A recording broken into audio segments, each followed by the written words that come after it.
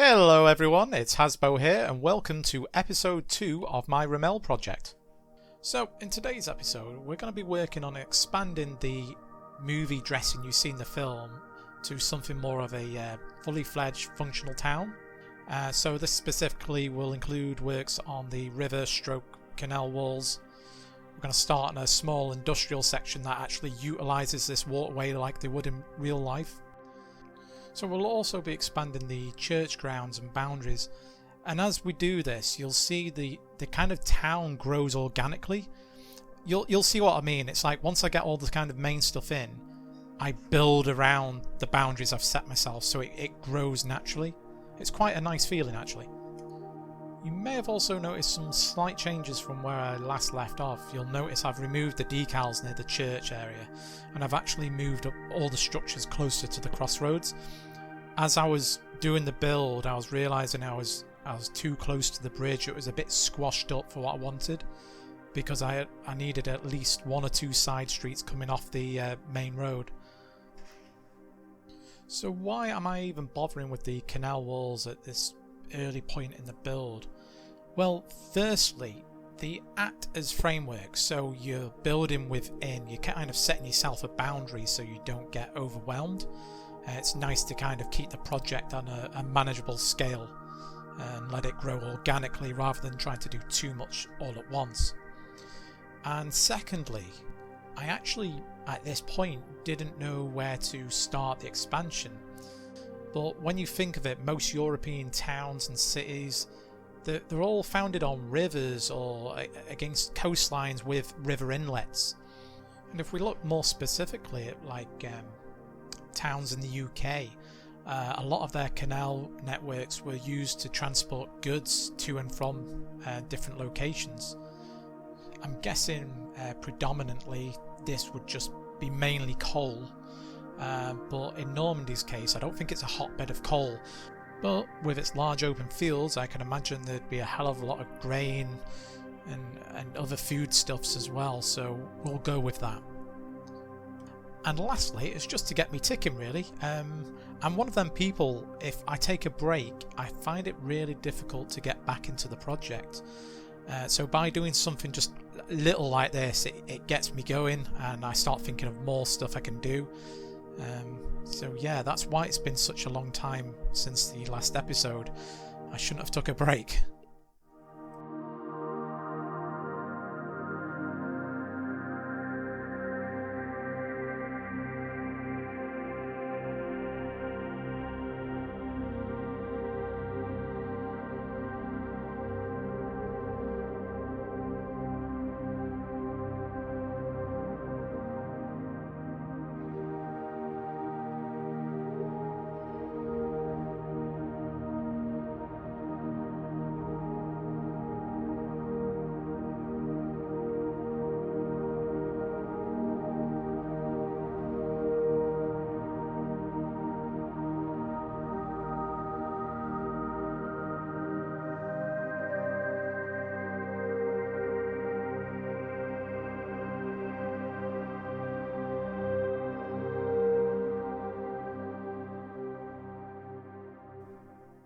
Okay, so you'll notice when I place down this small warehouse, I start putting a lot of smaller things in.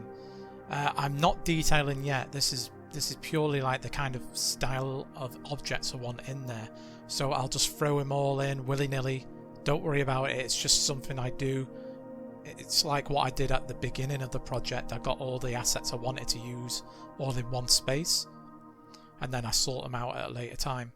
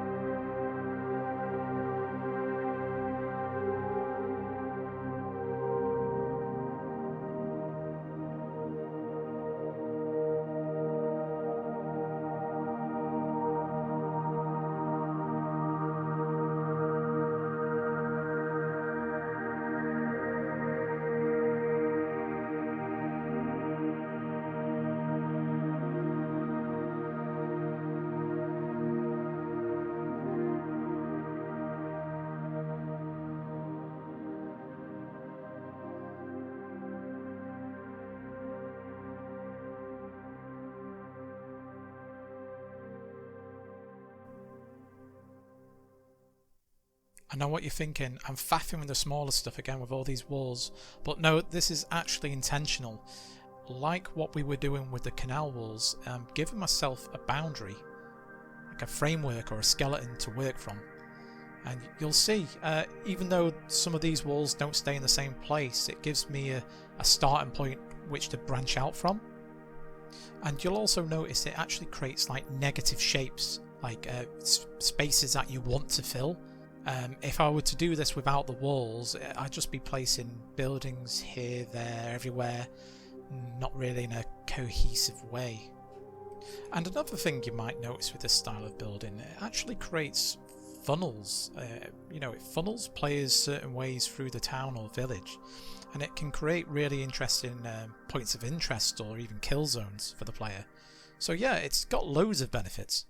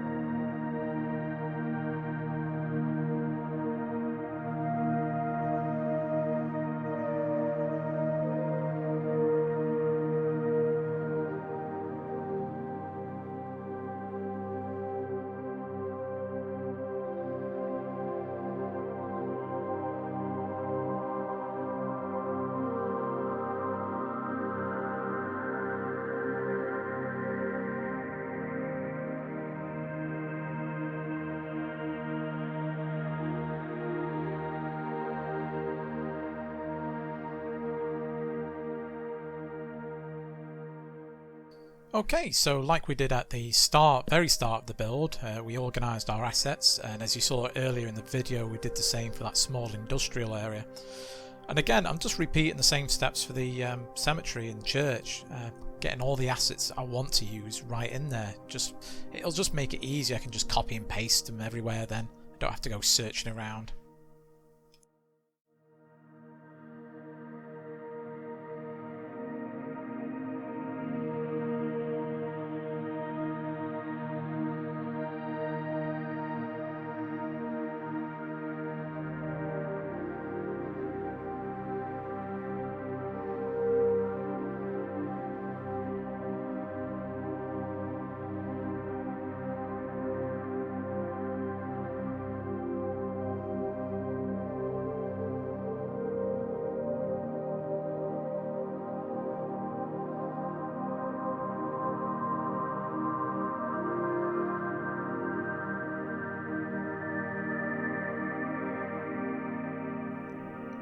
So here's a perfect example of what I meant by giving myself boundaries and a framework to work off.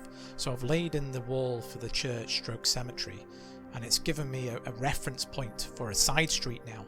So even little things like putting walls in can make a huge difference in the scope of the project. It gives you a skeleton to put the flesh and bone on.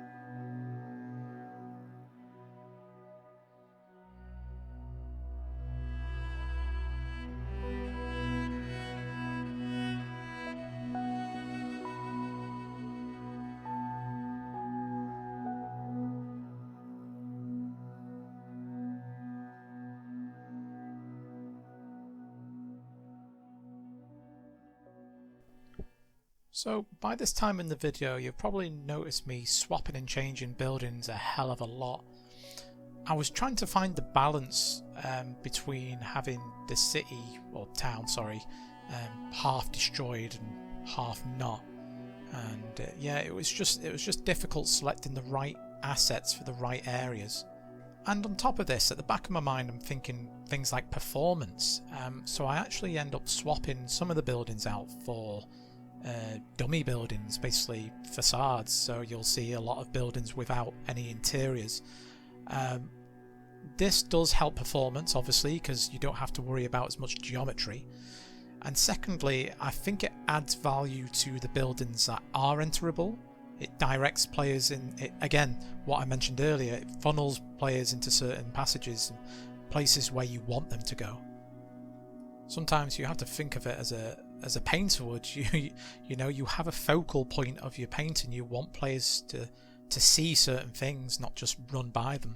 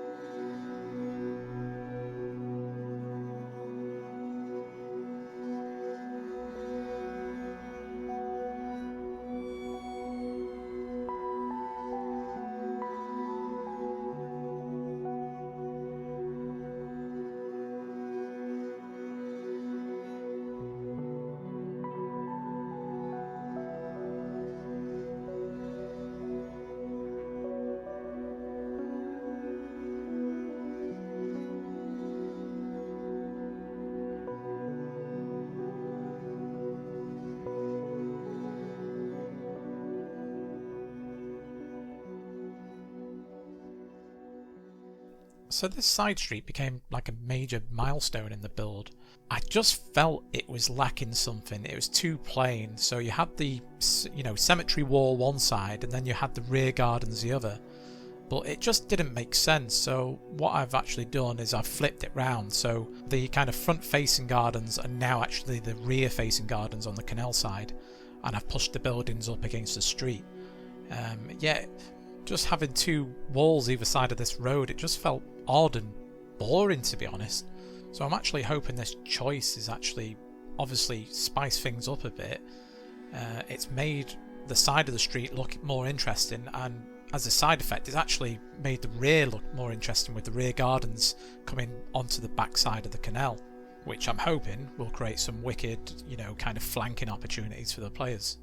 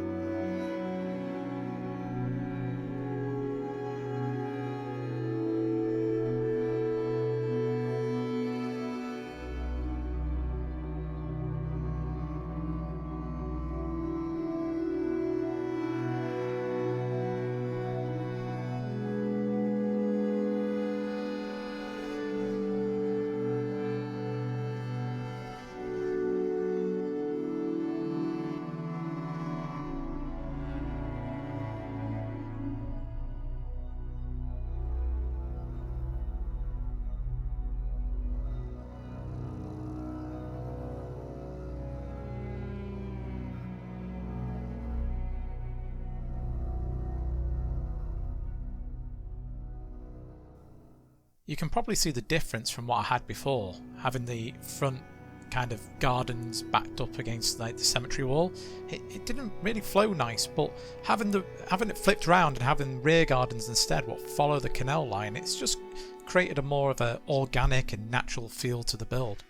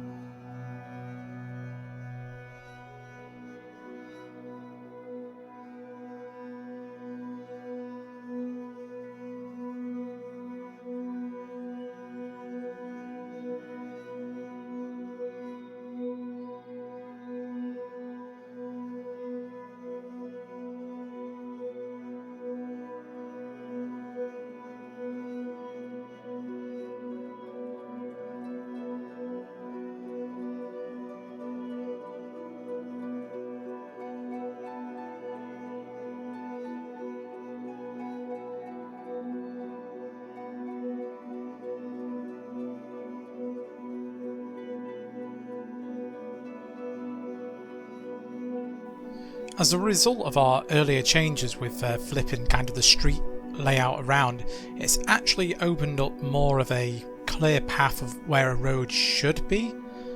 And after seeing this more natural progression, I decided again to adjust the walls so the boundary of the cemetery walls now fits alongside the road. And I think by the end of the video, I hope you agree, it actually looks a lot better than I had originally intended it.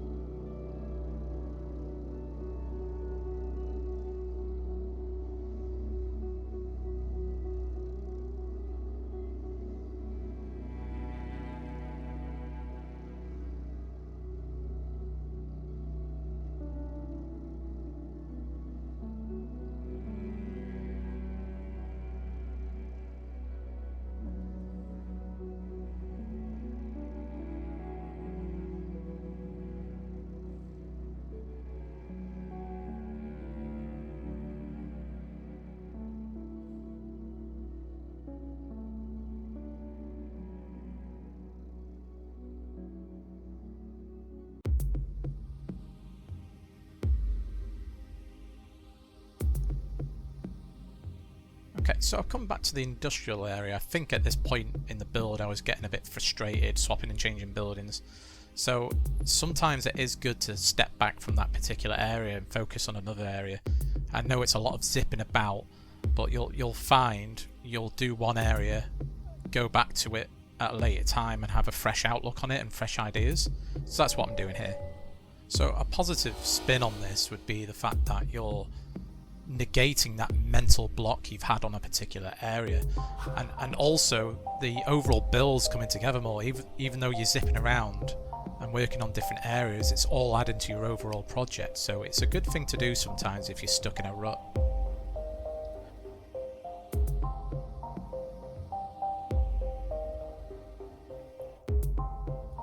Right, so we're coming to the end of this particular video. Towards the end here, I'm working on the bombed out structure near the bridge. It's the crater, I believe, they're throwing the mortar rounds from in the film. And also at the top of the street, you'll see me swap out the building. I wasn't happy with the Altis assets I put there. I don't know, it just didn't fit to me. I'll probably again swap it. I just need to find the right building to place there, which isn't, I don't think it's destroyed in the film. It's quite an intact building, so finding the right asset to use there is quite difficult. But anyway, I hope you've enjoyed the video. Please hit that like button, and again, if you could subscribe, it'd really help me out, guys. So yeah, until the next video, I shall see you all very, very soon.